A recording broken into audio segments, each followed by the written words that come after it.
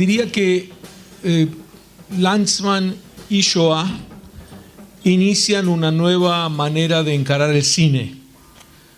Como película dejó una impronta que hasta hoy sigue evaluándose desde el punto de vista de la influencia que tuvo en la cinematografía de ahí en adelante. El diario The Guardian en su momento describió a la película como una que cambia la historia del cine. Es una novedad absoluta. Le Monde no se quedó corto y dijo, este señor empieza una página nueva. Y en fin, los pleonasmos abundaron cuando salió Shoah. La pregunta es ¿por qué? Porque quisiera responderla brevemente para poder algunos minutos dedicar a otra faceta de Shoah que no tiene que ver con la cinematografía en sí. En la parte eminentemente testimonial me concentro, me focalizo en la cuestión testimonial como si fuera la verdadera esencia. Esa era la novedad. La única manera de presentar algo fielmente no es solo haciendo hablar a los testigos, sino solamente haciendo hablar a los testigos. Esta era la novedad. El director se escapa. Es como si el director hubiera preferido sentarse entre la audiencia y empezar a ver la película.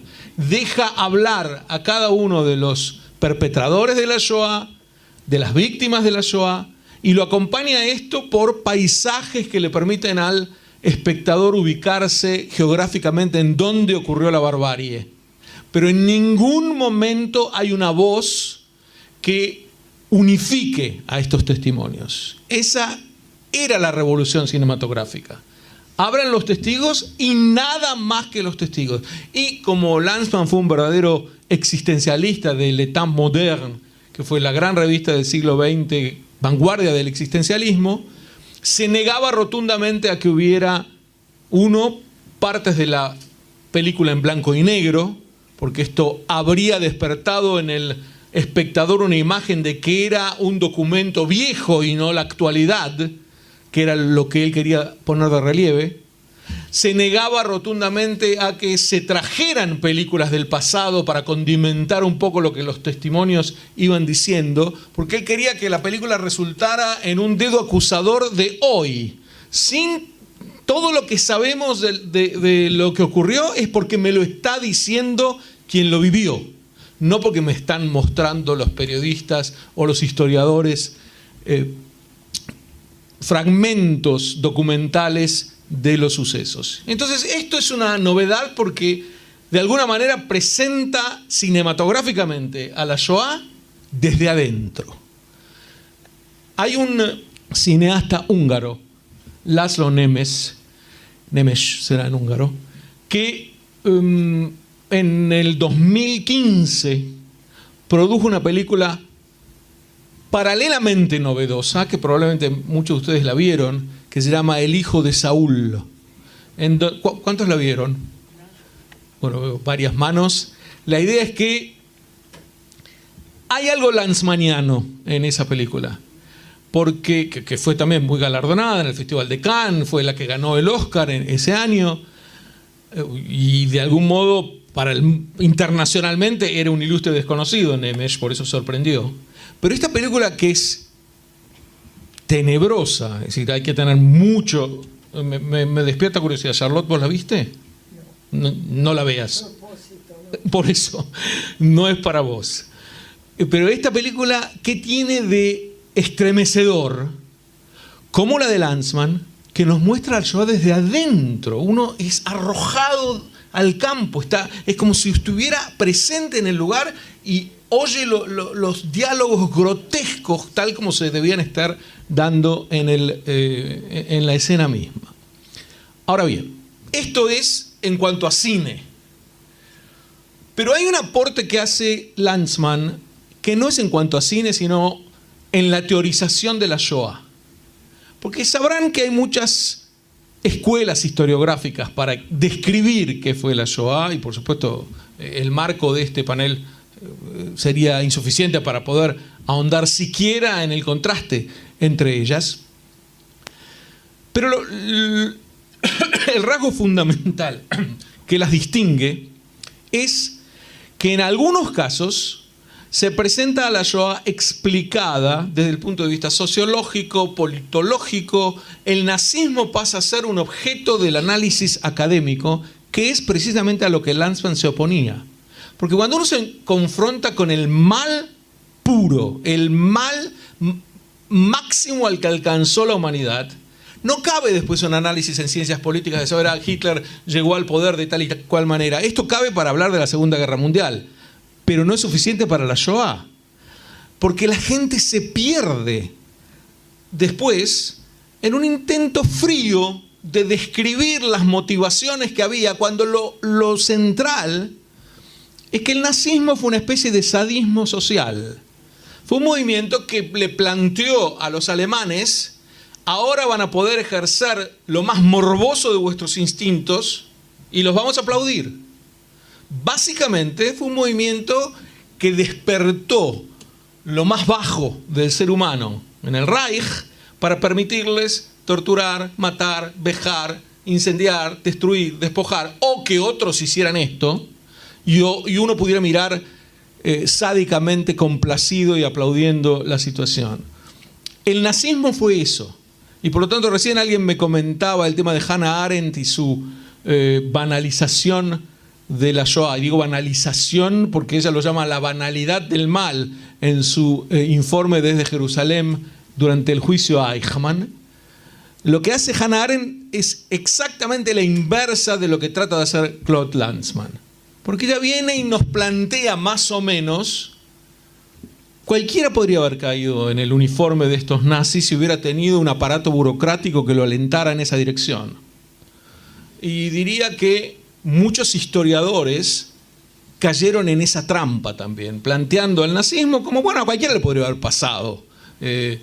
Un historiador con quien tuve el gusto de cursar un curso en Jerusalén, George Mose, que era muy conocido, y él en una de las clases lo tradujo de este modo: si despertáramos a alguien que murió antes de la Shoah y le dijéramos qué es lo que ocurrió, probablemente dijera: este es el historiador europeo, los franceses se salieron con la suya finalmente. Y lo que Mose quería decir es, primero, que es cierto, la judefobia en Francia era mucho más fuerte que la alemana en ese momento, pero además que cualquiera le podría haber ocurrido. Es decir, cayó en Alemania porque sí, o porque se apoderó de Alemania una tiranía especialmente brutal, y entonces fue allí que se perpetró la Shoah. Pero este tipo de banalización no muestra lo que es el mal, precisamente lo banaliza. El mal no es banal. Lo que es banal es la aproximación que uno hace cuando intenta banalizarlo, que era lo que ocurría a Hannah Arendt. Y entonces aquí hay dos aspectos con los que me gustaría concluir. El primero, ustedes saben que hay muchos cursos de Shoah en muchas universidades, y a mí siempre me llama la atención que no hay cursos de judeofobia, de antisemitismo. Porque ¿cómo uno puede entender la dimensión de lo que ocurrió si no hace un abordaje a 2000 o 2200 años previos de la enseñanza del desprecio y del odio con respecto al pueblo judío? Lo que hizo el nazismo fue llevar a su expresión más patológica un odio que se había venido alimentando durante siglos. Y uno tiene que empezar por conocer ese odio para después poder asumir o percibir cómo explotó. Por lo tanto, es algo que me llama la atención. Intento mostrarlo a educadores cada vez que tengo esta oportunidad y no siempre lo logro. Y el segundo aspecto es que hay una cierta banalización de la Shoah cuando uno termina diciendo, y bueno, Imre Kertész, en su famosa obra, el Premio Nobel de Literatura, termina con un lacónico, cuando él, la víctima del Holocausto, echa a andar su libertad recuperada en las calles de Europa, y cada vez que se encuentra con alguien y trata de contar lo que le ocurrió, la respuesta que recibe, decía lacónica, mísera, es: nosotros también sufrimos. Es decir, también entiendo tu historia. Pero acá no se trataba de sufrir. Se trataba de un movimiento que abarcó al continente de la Ilustración para llevarlo a un sadismo sin precedentes en la historia humana. Y aquí viene, no es que mataron a 6 millones, porque hay gente que se contenta con esto. Las cifras de por sí son escalofriantes. Está claro que 6 millones de personas asesinadas brutalmente durante un periodo tan breve, de por sí nos conmueve. Pero se agrega a esto no que los mataron, sino cómo los mataron. Es decir, ¿cuál fue el proceso de deshumanización sistemática para tratar de que cuando llegara el momento de quemarlos, destruirlos, torturarlos, todo lo que les ocurrió en los campos de la muerte, ya fueran piltrafas humanas? Lo que había que hacer era lograr que este objeto del odio se transformara en una especie de punching ball, en donde uno pudiera descargar todas sus bajezas, sus vilezas. Y en ese sentido, bien Deborah Lipstadt, Ruth Weiss lo llama en su libro sobre la judeofobia, este odio fue el odio más eficaz de la historia humana. Casi logra sus objetivos durante el siglo XX de un modo patético. Y por lo tanto, asomarnos a él requiere necesariamente ojos de Claude Lanzmann. Ver a dónde llega la degradación máxima, la abyección máxima, la brutalidad de los perpetradores. Y esto lo puede ver uno no leyendo un libro, no hojeando algo, sino escuchándolos hablar directamente sin que nadie agregue ninguna explicación. Me parece que es lo máximo que se le puede agradecer a Lanzmann. Gracias. El lugar del testigo, la palabra del testigo, el silencio del testigo, su mirada, todo esto nos conmueve. En una conferencia de hace 2 o 3 meses donde te conocí, en la Embajada de Francia, Iván Jablonka hablaba desde las nuevas perspectivas sobre la Shoah al presentar su libro, de la importancia del testimonio y que esto fue un cambio para la historia y los historiadores. Seguramente recordarán aquello que nos pasaba, en donde el historiador podía llegar a decir, si no tenemos documentación, esto no sucedió. La voz del sobreviviente cambia esto y le da hasta una trascendencia distinta a todo aquello que sucedió. Desde ese silencio inmediato a la guerra, en la necesidad misma de poder reafirmarse ellos, rearmar su vida, seguir adelante, pensar en familia. En ese momento era muy difícil hablar. Ellos cuentan también de los malos tratos que recibieron, de familiares y de gente que quería recibirlos, pero no tanto, en países como los nuestros, seguramente en todos lados, en donde decían esto es imposible que haya sucedido. Y algunos, nunca me voy a olvidar de Tauba, cuando contaba que ella misma escuchó a quienes la habían traído, que eran su cuñado con su esposa, que decía están más locos imposible. Y al día siguiente ella prefirió vivir en la calle y no estar con ellos. Porque ella decía, yo no quiero contar, pero alguna que otra cosa trascendía.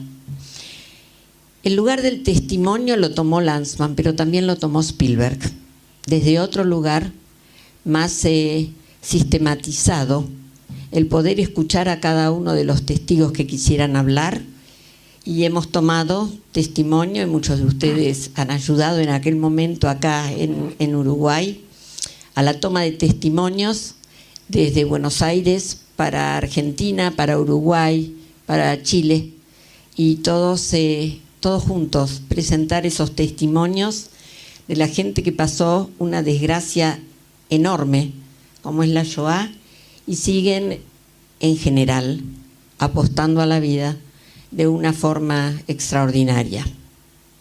La semana pasada, que no alcancé a contarles a Jorge y a Fernando, falleció David Feuerstein, un chileno de cuya historia pasamos acá en el festival la película de Cenizas y Esperanzas. Quizás alguno de ustedes recuerde. Y David, pese a Auschwitz y a cada una de las historias de su propia historia. Era en realidad un canto a la vida, un hombre que muy generoso, un altruismo que lo caracterizaba y un contar la historia, porque te tenías que sentar a escuchar su historia. Y me parece que él hizo, para Chile especialmente, una tarea muy destacada.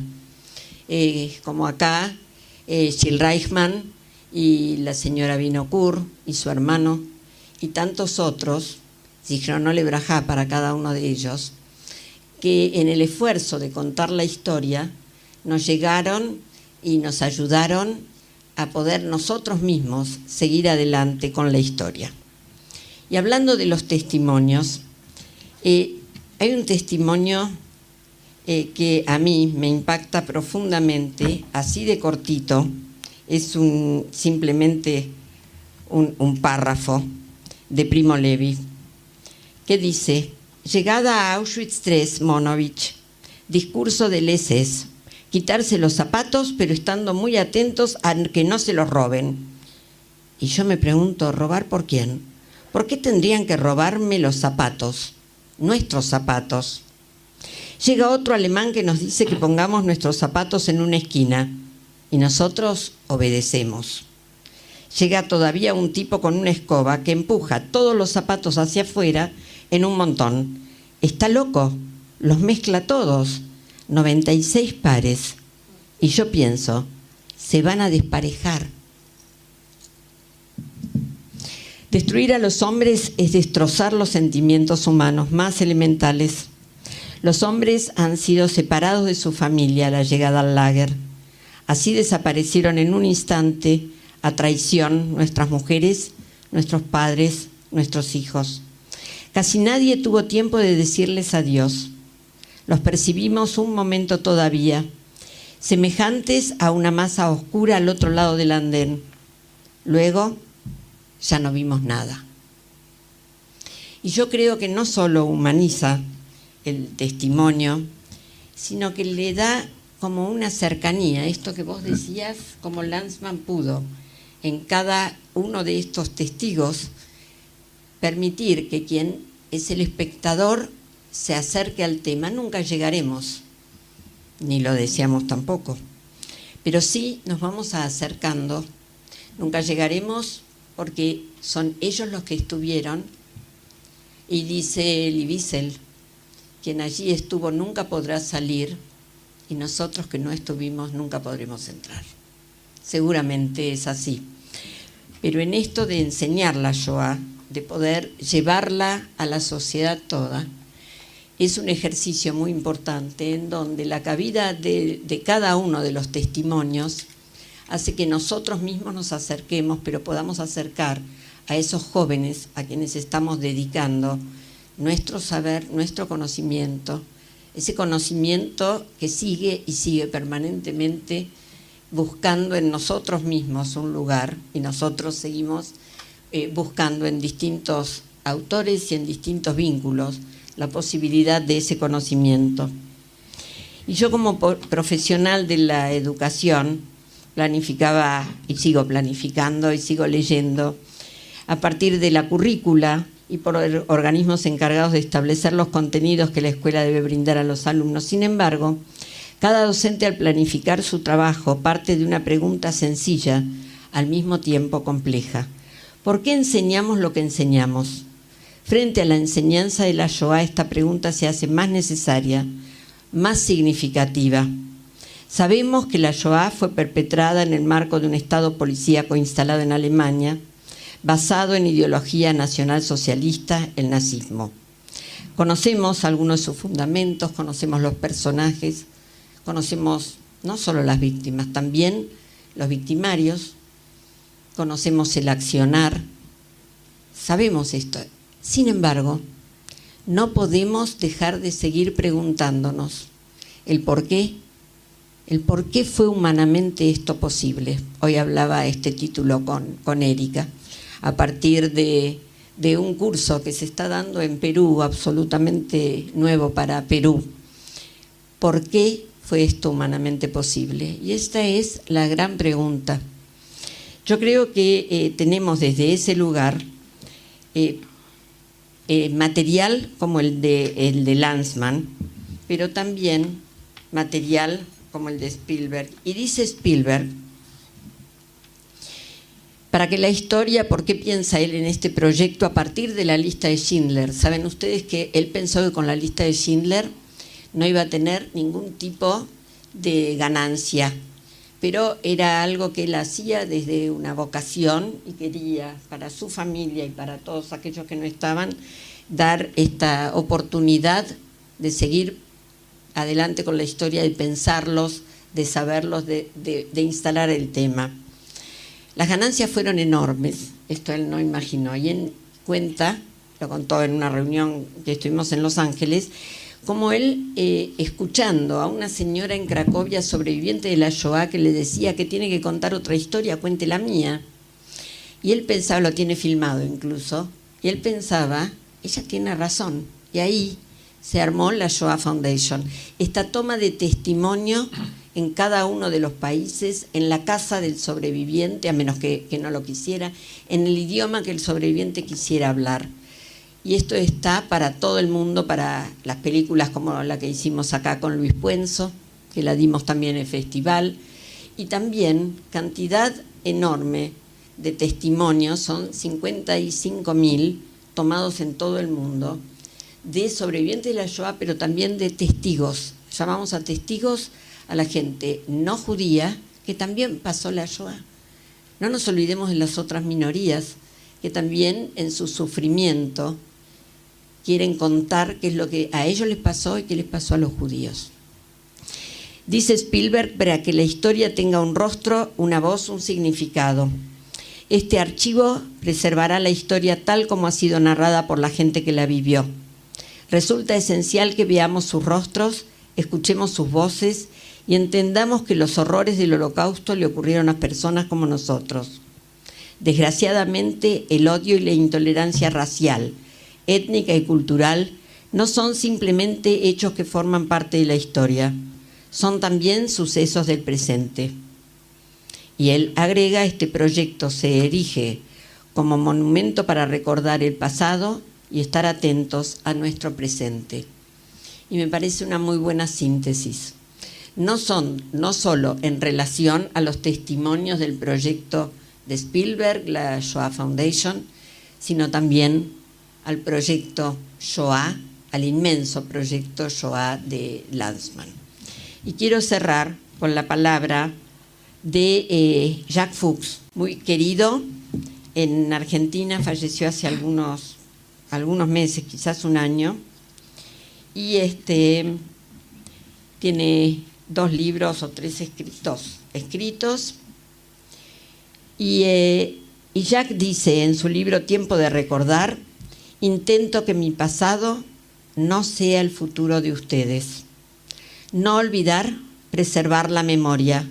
Es esta nuestra responsabilidad, cualquiera sea la etnia, creencia y religión, para que la Shoah no se repita con persona o pueblo alguno. Muchas gracias.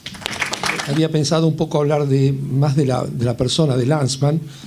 Las imágenes, de todos modos, la que vieron hoy la película, o los que la vieron, hablan por sí mismas.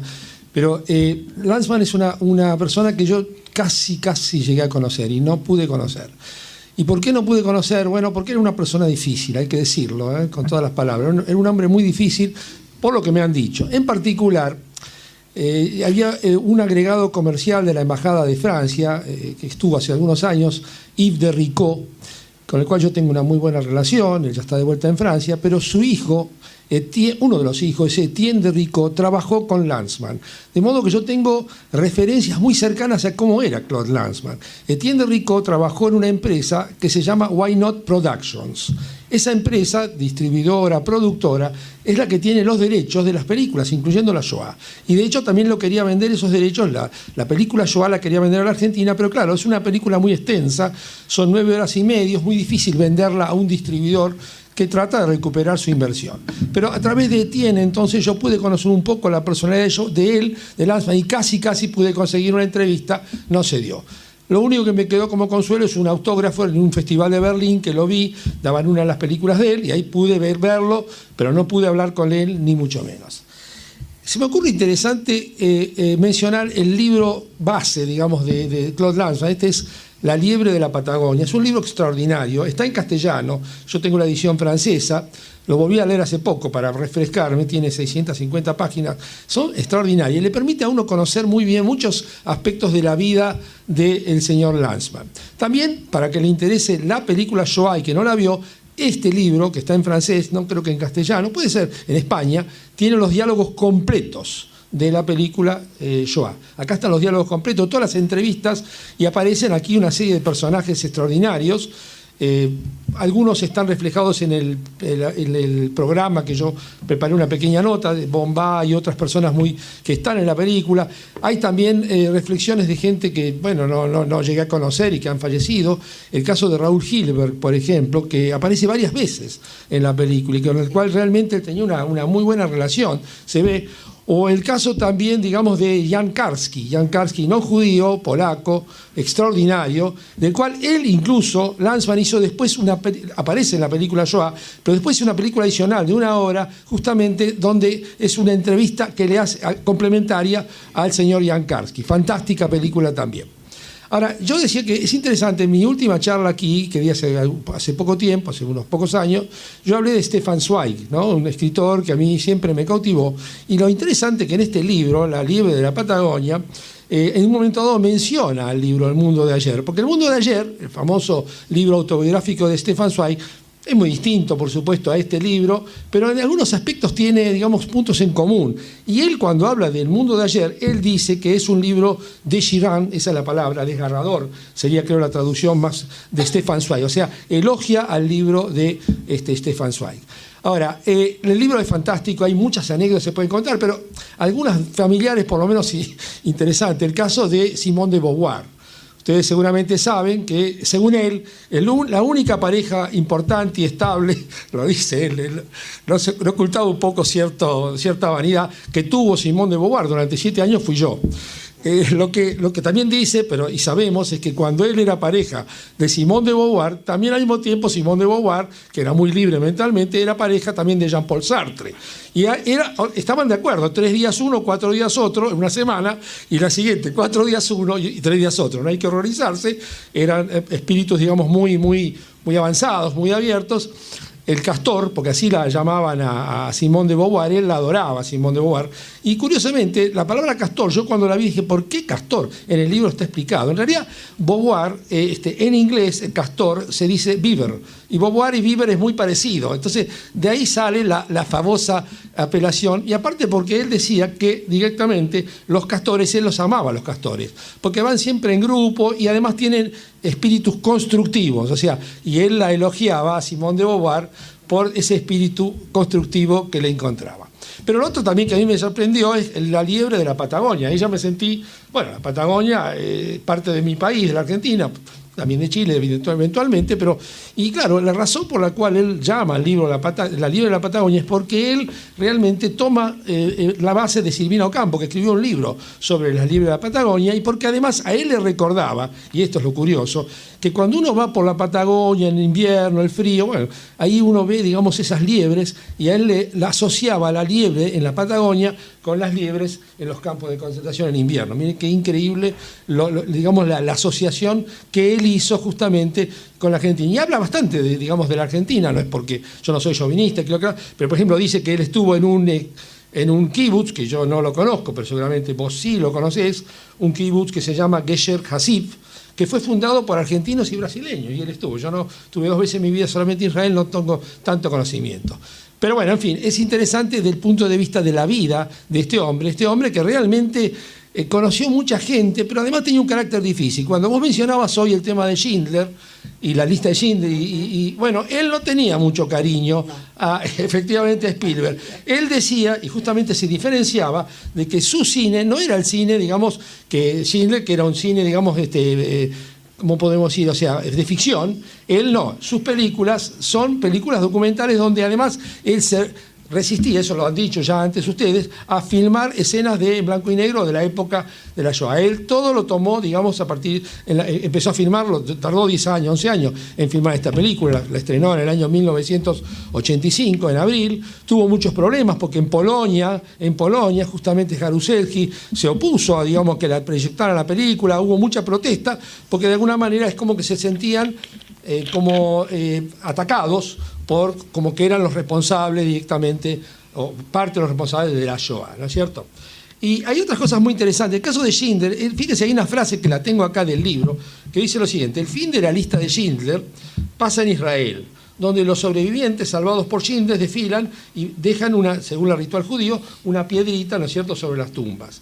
En cambio, en mi final, fíjese lo que dice, al contrario, la secuencia final de Shoah muestra un vagón de tren que se mueve sin fin, el crepúsculo en el campo polaco. Si quiso diferenciarse, sin ser directamente, sin atacarlo acá, pero sé que en otras declaraciones sí, realmente él no se sentía para nada identificado con el cine que hacía Spielberg y otros. No tanto los documentales, sino la película La lista de Schindler.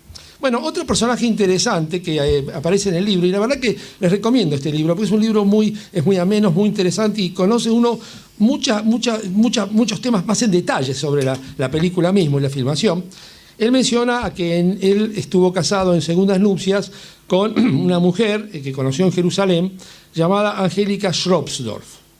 Bueno, en mis intentos vanos, también allí fracasé, de poder contactarla. Vivía en Berlín, mi madre era berlinesa, traté de llegar a verla, Angélica Schropsdorf, y lo único que logré es hablar con la hermana por teléfono. Mejor que nada es. Y la hermana me dijo, no, mi hermana murió hace poco, el año pasado creo. Angélica Schropsdorf, que fue la pareja de él, él tenía un gran atractivo por las mujeres y él también tenía éxito. Se nota en las películas, incluso hasta en esta película de Mummelstein, él siempre tenía una cierta... a ver, ¿cómo decirlo? Le gustaban las mujeres, lo cual no me parece nada mal, ¿no? Incluso hay una película, la penúltima película de él se llama Napalm, la película Napalm, no tiene nada que ver con la Shoah, que la filmó en el norte de Corea, porque él había estado en Corea 2 o 3 veces y había conocido a una enfermera cuando tuvo un problema y la quería ver de vuelta esta enfermera. Y bueno, y trató de llevarla al hotel, es toda una historia, realmente es un personaje singular. Pero bueno, no quiero con eso banalizar ni mucho menos la figura de este gran director. Para mí, ver de vuelta la película Shoah y seguir los diálogos ha sido muy importante, y lo que es notable es que las distintas personas que son entrevistadas, muchas se quiebran directamente cuando hablan. El famoso peluquero Bombá, por ejemplo, es realmente afecta fuertemente, pero también hay gente muy terrible, Suyomel, por ejemplo, que él lo filma a escondidas, es increíble. Él tenía una especie de camioncito, una especie de... No, más que un camión, es decir, filmaban mientras él estaba entrevistándolo, había hecho una especie de micrófono que lo tenía como si fuera, no parecía un micrófono, pero era un micrófono, y él filma a este hombre que habla directamente en forma fría, tremendamente, de la forma en que fueron, digamos, eliminando a los judíos directamente en los campos de concentración. ¿Ha tenido para ustedes efecto sobre los no judíos en cuanto a la información, el conocimiento, las películas, los libros, debido al creciente antisemitismo que existe en este momento? Yo sé que es una pregunta muy difícil, nadie tiene la bola de la verdad, pero realmente frente a la cantidad de información, todas las películas que hemos visto aquí, todo lo que ha llegado al gran mundo, más allá de los judíos, porque lo importante es no lo que llega al mundo judío, sino más allá. ¿Qué alguno de ustedes podría decir con respecto a este tema? Yo quiero contestar desde un lugar en donde en general respondemos ¿qué hubiese pasado si todo esto no se hubiese dado? En cuanto a materiales y todo, la Shoah pasó, un horror, un terror.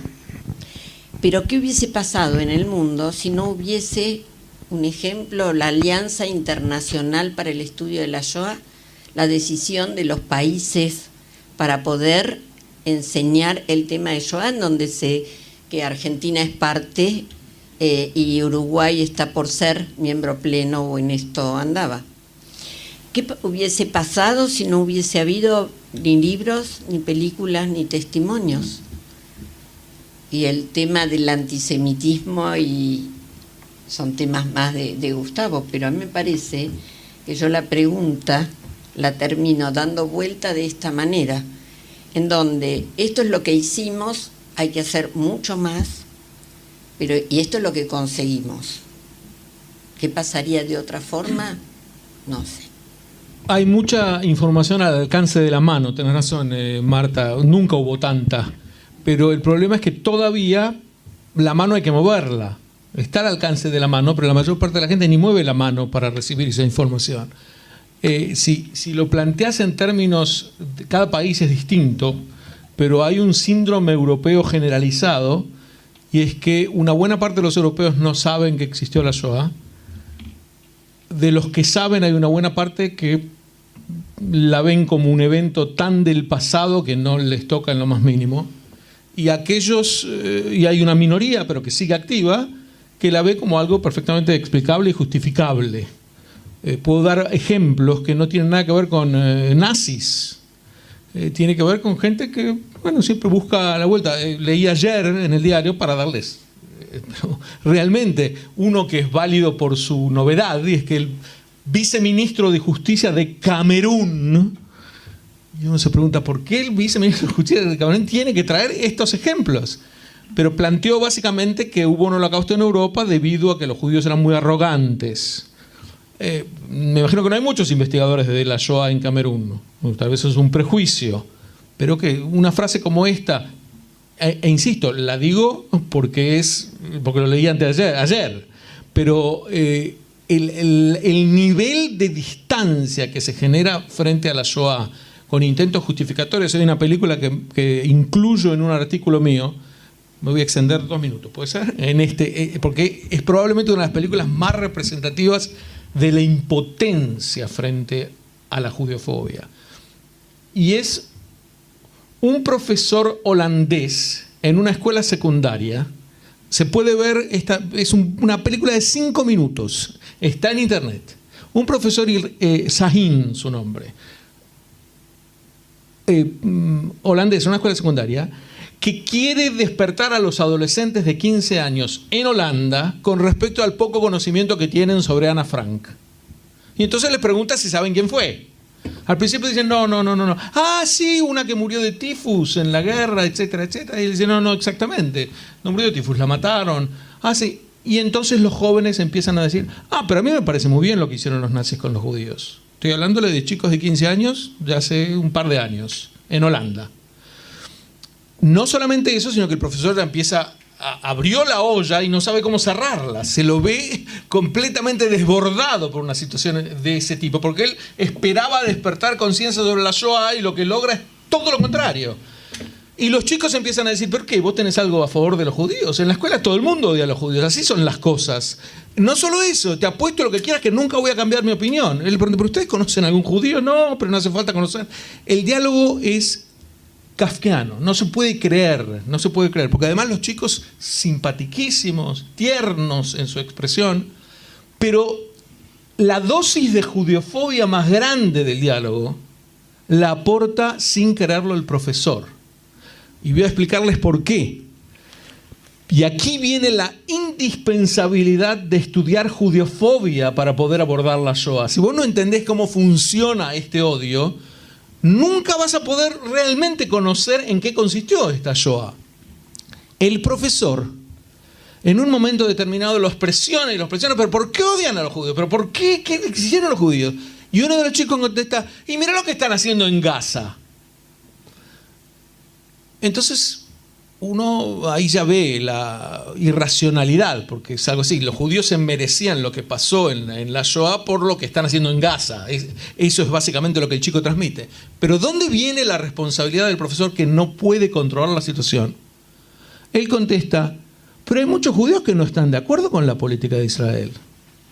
Y cuando dice esto, ya dijo todo. Lo que quiso decir básicamente es aquellos judíos que sí están de acuerdo con la política de Israel, léase, la mayoría de los israelíes merecen ser enviados a Auschwitz y a campos de la muerte. En lugar de concentrarse en qué significa este odio y marcarle a los chicos que lo que están diciendo debería llevarlos a la cárcel, él trata de calmarlos y decir, no, bueno, mirá, tenés que entender que no todos eran tan malos, porque algunos no tienen nietos que están bombardeando Gaza, o como quieran encontrarle la vuelta a este absurdo.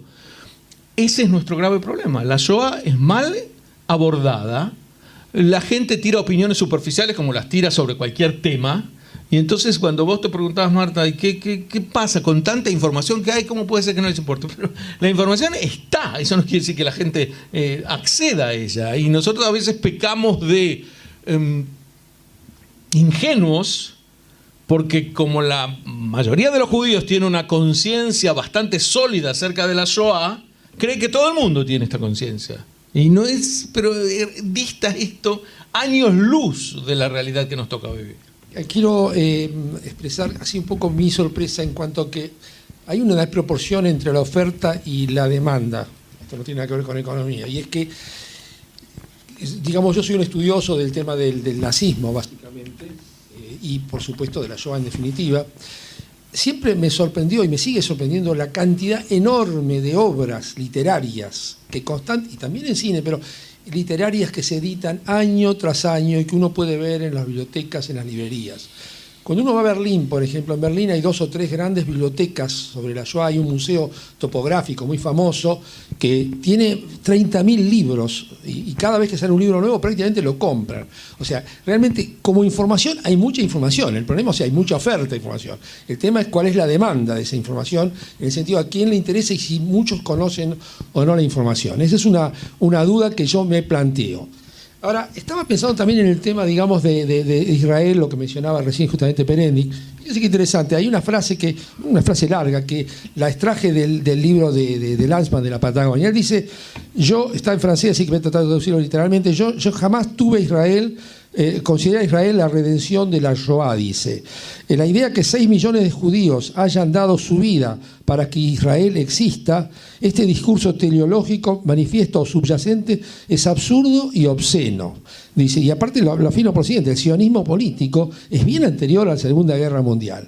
O sea que realmente él diferencia, es decir, el tema del Holocausto con el tema de Israel, ¿no? Y otra cosa también interesante, en el caso de Lanzmann, y esto le ha pasado a muchos, no sé bien que Lanzmann era muy amigo, y siguió siendo amigo, pero se fue alejando hacia el final de Jean-Paul Sartre. Él dice, en un momento del libro, no se refiere a Sartre, pero sí algo dice cercano, dice, yo creía que se podía al mismo tiempo desear la independencia de Israel y la existencia del Estado la independencia de Argelia y la existencia del Estado de Israel, o sea, independencia de Argelia y la independencia de Israel. Ya no estoy, yo creo que me equivoqué, dice. O sea, fue cambiando ideológicamente. Y voy a agregar algo más y después le voy a dar a Marta la oportunidad de hablar de algo, a Graciela, perdón, sobre el tema de Spielberg, porque ella tiene algo para agregar. Con respecto a Scholem, que lo mencionamos hoy, ¿no es cierto?, y a Hannah Arendt, él realmente era muy amigo de Scholem, pero en cambio, cuando habla de Hannah Arendt, que vos lo mencionaste, y la banalidad del mar, realmente habla muy mal directamente, no la quería para nada a Hannah Arendt, realmente las palabras con las cuales él la califica directamente son muy, muy duras directamente, ¿no? Y bueno, en fin, esa es un poco su posición, ¿no? Así que bueno, de ese punto de vista, yo soy un poco más optimista quizá, yo creo que la gente, pese a todo, sabe lo que es la Shoah, el Holocausto, y yo creo que cuando uno les explica la máquina de guerra, la máquina de destrucción, yo soy químico, o sea, de industria química, esa era una industria que directamente, organizadamente iba llevando a la gente, la llevaba a los campos de concentración y los mataba con gas. Es un proceso químico tremendo. Eso la gente por ahí no lo sabe todo y hay que hacérselo saber, porque eso fue de una crueldad absoluta, tremenda. Pero no olvidemos también que esos campos, que ya en el 42, mediados, fines, un tema muy discutido, uno de los tantos temas de los mitos del nazismo, el tema de la obra que yo quisiera escribir algún día, que se llamaría así, Los mitos del nazismo, no olvidemos que esos trenes tenían que llegar desde distintos lugares, desde Francia, de Austria, de Alemania, y hubiese bastado probablemente destruir las vías férreas para que esa máquina no funcionara. Y tanto ingleses como americanos, todo un tema, es otro de los temas a discutir, preferían primero llegar antes a Berlín para que no lleguen antes los rusos y les importaba menos destruir las vías férreas. Esa era una forma directamente de cortar la continuidad del Holocausto. Te paso a vos. En este sentido que mencionás, los sobrevivientes hablan de esto, como no hubo ningún intento de destrucción de las vías férreas. Como ellos, claro, es con aquello que les pasó que pueden hoy decir, habiendo sobrevivido, pueden darse cuenta que esto podría haber sucedido. Pero no pasó, no hubo una posibilidad de salvación. Y en relación a lo que contás de Lanzmann y Spielberg, sí. En cierta ocasión decías el año en que había estado Lanzmann en esta zona, página 12, con Raúl Colman, habían hecho un reportaje a Lanzmann. Raúl Colman fue uno de los entrevistadores de la Shoah Foundation y me llama y dice, le hice un reportaje a Lanzmann que no paró de hablar mal de Spielberg. Entonces, podrías venir para poder balancear, hacemos mañana un reportaje. No, porque yo no soy quien para hablar en nombre de. Así que, bueno, me entrevistó a mí, fue una nota extensa y muy, muy hermosa para hablar del proyecto, no para hablar mal del otro. Pero sí, le dedicó gran tiempo, así contado por el periodista. Yo creo que fueron muy distintos eventos, cada uno, ¿no? El proyecto Lanzmann, el proyecto Spielberg, pero que cada uno ha dado al mundo una posibilidad enorme de conocimiento, de cercanía al tema, y cada uno transmitió con su saber. Él, porque no le gustaba Hollywood aparte, él quería otro tipo de cine. Y bueno, ahí tenemos dos productos extraordinarios, en donde el proyecto de Spielberg, además, logró también el compromiso de gente como Puenzo en nuestra región, pero distintos destacadísimos directores que hicieran con esos testimonios películas que tienen que ver, para mí, muchísimo la idiosincrasia de ese sobreviviente que está entre nosotros, o que estuvo entre nosotros, y que habla el mismo idioma que los pibes que van a ver después ese producto película, que le va a llegar de otra manera, no con los subtítulos. Y esto es algo que, bueno, Puenzo es nuestro orgullo en la película educativa que más se vio en todo el mundo. Y está lograda y llega a la gente. Hay en esto que estábamos hablando y en tu pregunta, hay también un paso muy, muy importante para mí, y que es el lugar de las escuelas y las universidades. Cuando hablo de escuelas, en Israel hablan también de escuela primaria, yo hablo desde escuela media y universidad, la posibilidad de llegar a los jóvenes estudiantes, para lo cual el docente tiene que estar preparado, porque en esta variedad de films, si puede elegir entre 5.000, ¿cuál elige? ¿Por dónde empieza? Tiene que prepararse, tiene que saber de qué está hablando también. Y en aquello de poder transmitir también es todo un aprendizaje.